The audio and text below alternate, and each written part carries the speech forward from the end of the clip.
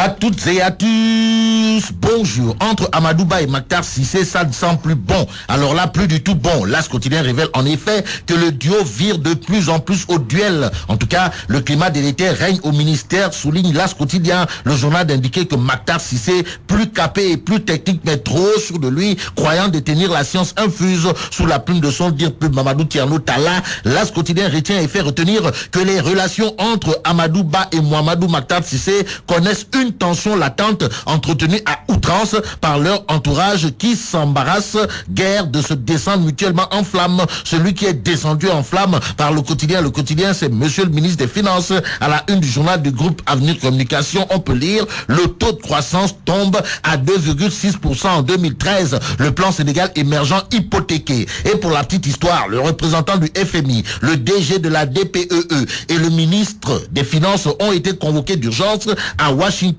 explique le quotidien et dans les colonnes du journal. Mon confrère Mohamed Gueye, à propos de divergence de chiffres, veut savoir ou encore faire savoir si on se dirige vers une relance de la guéguerre Amadouba, Abdoulaye Bibi Baldé, Karim Meïssa Wade assis sur des braises selon Libération, qui affiche à sa une Karim entre quatre feux. Il s'agit de quoi? Eh bien, de confrontation, de choc à la CREI aujourd'hui, nous apprend Libération. Le journal d'écrire Maître Patricia Lac-Diop à Bibo Bourgi, c'est la première fois que je vous vois, mais dans les colonnes de Libération, on peut lire que la notaire a encore affirmé avoir créé AHS sur initiative de Karim Meïssa Wade. Affaire Karim Wade, toujours la Tribune, s'intéresse plus particulièrement à la propriété du journal Le Pays au quotidien et le site lessénégalais.net. Et là, Karim et Cheikh Diallo se renvoient la balle. D'après la Tribune, le journal sous la plume d'Elhadj Ndiogou Cissé nous apprend que l'ex-ministre du Ciel et de la Terre, dont le nom ne figure nullement dans les actes notariaux qui sous-tendent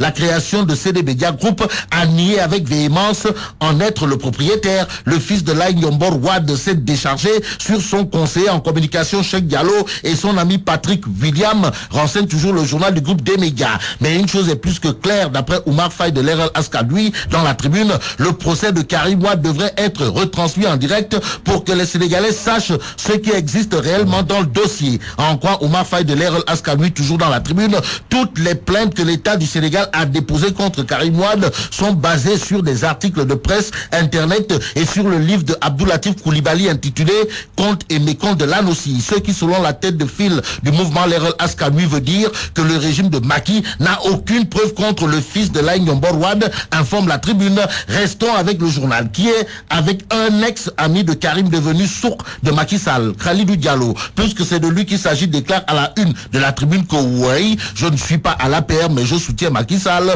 Oui, quand j'ai perdu mon fils, j'ai pas vu le PDS. Oui, Ngapati Ngololi. Mais ce que retient Birima, le bêtise de la Tribune, est que rares sont les hommes politiques capables de traverser un vaste désert en attendant des lendemains meilleurs. Ils préfèrent croquer le pouvoir à belles dents aujourd'hui, demain et pour toujours, souligne Birima, le bêtise de la Tribune, à la une de Sud Quotidien. Il est question en tout cas de propositions de loi contre les transhumants ou ceux qui ont transformé leur dignité en tube digestif. Bon, Djibo, Maître War et Sec en croisade, voilà le titre qui barre la une de Sud Quotidien. Le quotidien Enquête révèle l'invité de la table de la presse, à savoir Mankeur Ndiaye, monsieur le ministre des Affaires étranges, Astafourla, des Affaires étrangères, à cœur ouvert à la une du journal Enquête.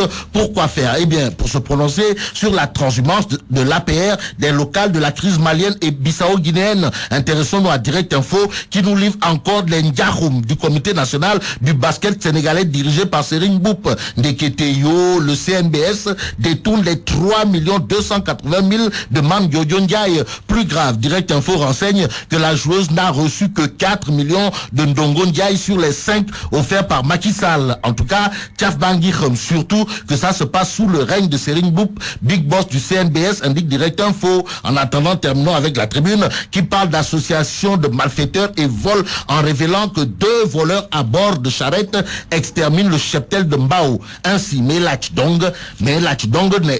où est la gendarmerie de Mbao?